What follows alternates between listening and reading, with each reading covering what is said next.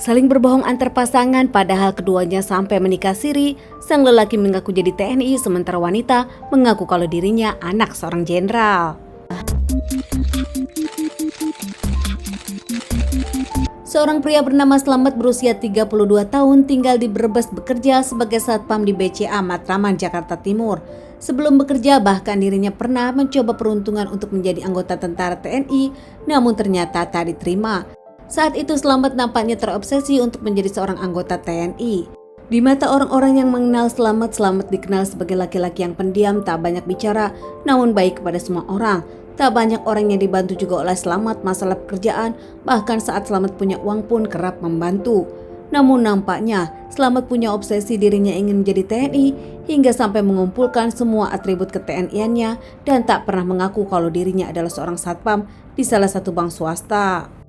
Bahkan saat mengisi pekerjaan di dalam KTP pun Slamet mengisinya dengan pekerjaan sebagai TNI ASN. Slamet memang dikenal pendiam, tak banyak orang yang tahu ternyata Slamet berkecimpung di dunia sosial media.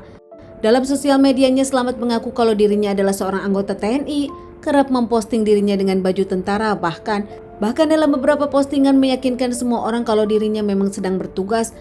Bahkan tak jarang banyak wanita yang menyukai Slamet di sosial media karena Slamet adalah seorang anggota TNI. Hingga akhirnya Slamet pun berfokus kepada satu wanita bernama Suci Damayanti berusia 25 tahun. Dekat dengan Suci Damayanti berkomunikasi di sosial media hingga akhirnya mengaku mereka berpacaran. Saat itu Suci mengaku kalau dirinya adalah anak angkat dari Kolonel Waris dan juga Ibu Dewi yang sudah meninggal.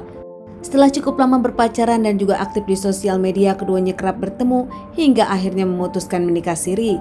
Saat itu karena tengah pandemi, mereka memutuskan menikah siri. Suci yang mengaku kalau dirinya adalah anak angkat Kolonel Waris, tak pernah mempertemukan Kolonel Waris dengan Slamet dikarenakan karena saat itu tengah pandemi dan Kolonel Waris pun memang tengah sibuk dalam angkatannya.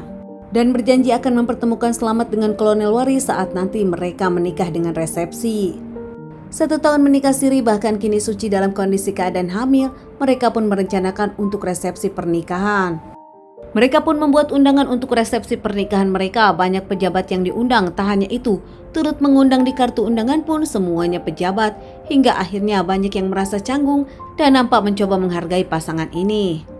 Namun Suci yang menginginkan resepsi pernikahannya harus pedang pora akhirnya diurus oleh Slamet.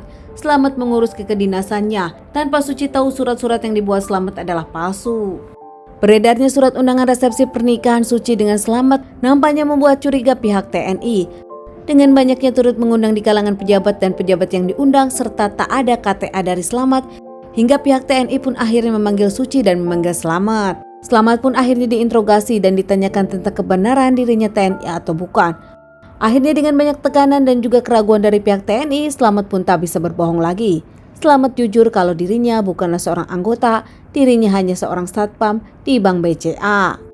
Slamet berbohong kepada Suci sang istri membuat Suci marah kalau ternyata yang dinikahi istrinya bukanlah seorang anggota TNI.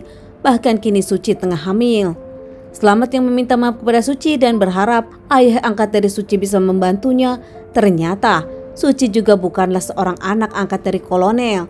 Suci berbohong kepada sang suami Slamet dan kepada orang-orang di lingkungannya.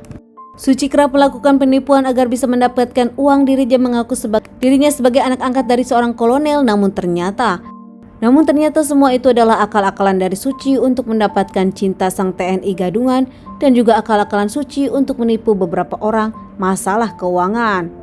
Kolonel sendiri sempat memberikan klarifikasinya menyebutkan tak mengenal Suci, bahkan tak pernah punya anak angkat. Kini drama cinta antara Slamet dengan Suci nampaknya harus masuk ke pengadilan. Karena kan masalah penipuan mendapatkan banyak laporan dari orang-orang yang merasa tertipu dan juga Slamet mendapatkan tuntutan tentang surat-surat palsu. Slamet dengan Suci kini diamankan pihak yang berwajib. Suci tak banyak bicara, berbeda dengan Slamet yang meminta maaf karena dirinya mengakui kesalahan. Suci lebih banyak diam, nampak malu. Namun menurut orang-orang yang ditipunya, Suci memang seperti orang yang tak pernah punya salah. Setelah diselidiki ternyata Suci adalah salah satu pegawai swasta di bank swasta. Bahkan mereka punya guru spiritual untuk menipu orang-orang.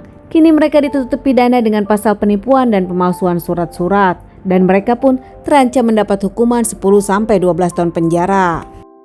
Teman-teman, sekian dulu bahasan kasus aku kali ini. Ditunggu bahasan kasus-kasus selanjutnya. Semoga semua ini bisa menjadi pelajaran untuk kita semua.